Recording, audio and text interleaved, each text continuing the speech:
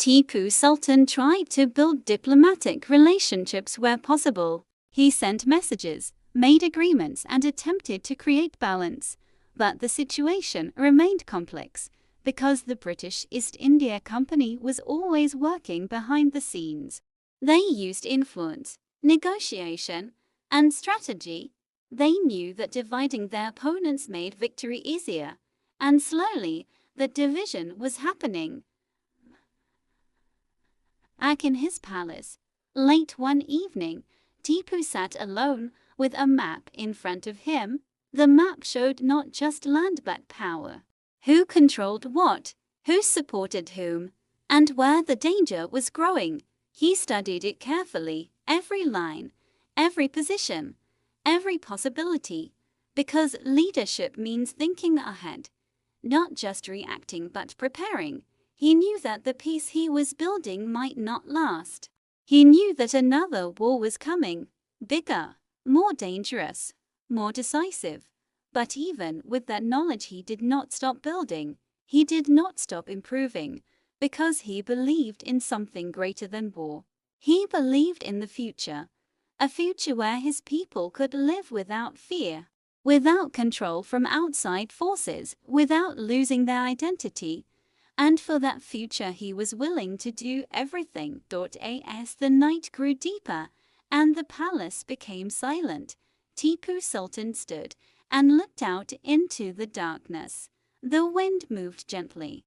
The world seemed calm, but he knew the truth. Calm moments do not last forever, because far away, plans were already in motion, alliances were growing stronger, forces were preparing, and soon everything he had built, everything he had protected, would be tested again. The tiger of Mysore was ready, not just as a warrior but as a ruler. The Tiger of Mysore, the story of Tipu Sultan, Part 7, Betrayal and Alliance. Not all battles are fought with swords. Some are fought in silence. In meetings. In secret agreements. In the quiet decisions that change everything. For Tipu Sultan, this was becoming the most difficult part of his journey. The battlefield was clear. The enemy was visible. But politics was different. It was uncertain, unpredictable, and often dangerous in ways that could not be seen. Across India, power was shifting once again. Kingdoms that once stood alone were now choosing sides. Some rulers believed that joining the British East India Company would bring safety. Others believed it would bring power. And some simply feared what would happen if they stood against them. This created a new kind of threat for Mysore, because now the danger was not just from enemies far away. It was from neighbors, from former allies, from those who once stood together. Tipu Sultan understood this clearly, and he did not ignore it. In the royal court of Srirangapatna, meetings became more frequent. Advisors, generals and messengers arrived with new information every day. Reports spoke of changing loyalties, new alliances, secret discussions. The atmosphere was tense. One evening, during an important council meeting, an advisor spoke with concern. Some rulers have joined the British, he said. They believe it will protect them. Another added, they may turn against us. The room became silent. All eyes turned toward Tipu Sultan. He did not react immediately. He thought carefully. Then he spoke. If they choose fear over freedom, he said calmly, they have already made their decision. His voice was steady, but his words carried weight, because he knew every alliance formed against him made the situation more dangerous. One of the most powerful forces aligning with the British was the Maratha Empire. Another strong presence was the Nizam of Hyderabad. These were not small players. These were major powers, and together with the British East India Company, they created a serious challenge. For the first time, Tipu Sultan faced the possibility of fighting on multiple fronts. This changed everything. War strategy had to evolve. Decisions had to be faster, and mistakes could not be afforded. Despite the growing pressure, Tipu did not lose focus. He continued to strengthen his defenses. He prepared his army, and he tried to manage relationships wherever possible. But trust was becoming rare. Because betrayal does not always come with warning, sometimes it arrives quietly. In one situation, a region that had previously shown support suddenly changed its position. Without notice, they began to assist enemy forces. This created a gap, a weakness, and the enemy moved quickly to take advantage of it. When the news reached Tipu, his advisors expected anger, frustration, reaction, but Tipu remained calm. "This is not unexpected," he said. The advisors were surprised. "You knew this could happen?" one asked. Tipu nodded. "When people act from fear," he replied, "they do not remain steady." He paused for a moment. "Our strength must not depend on their decisions." This was his mindset.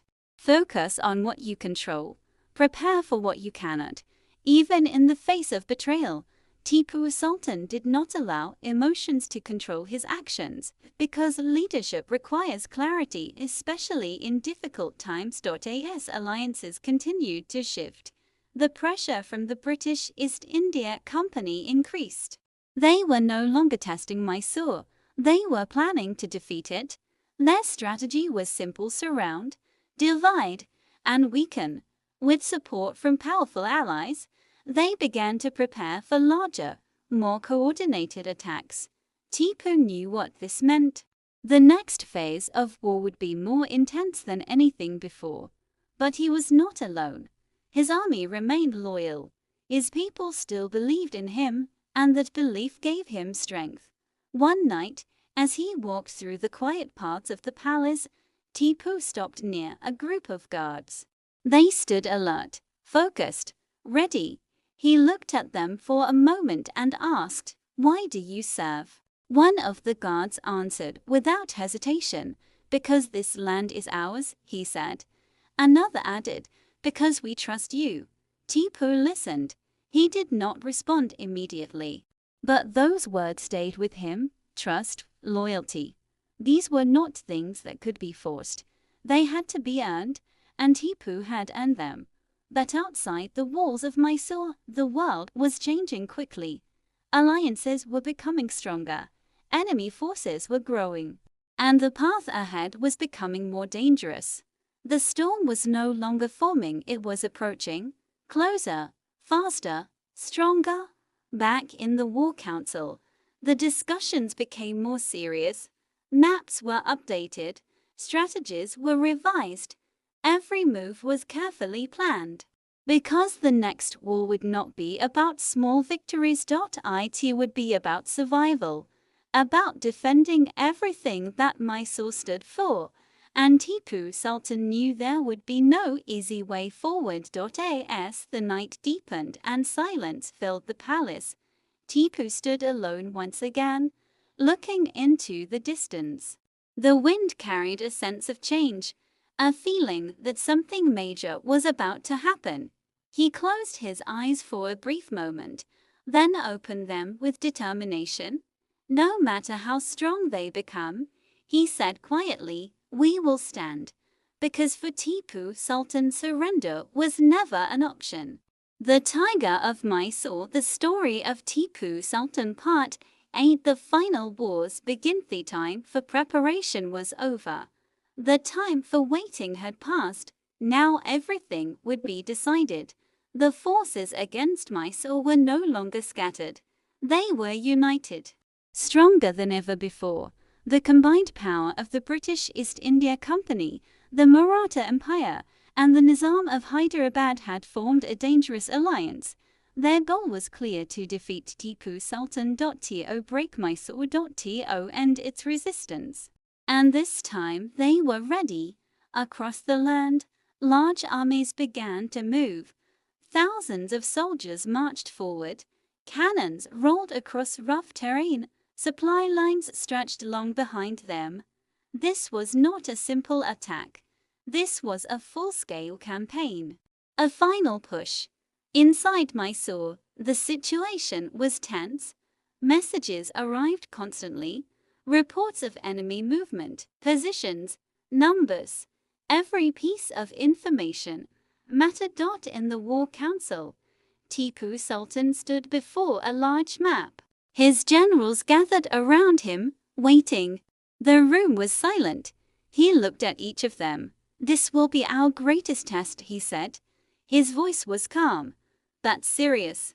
"They are stronger than before, more organized, more prepared." He paused.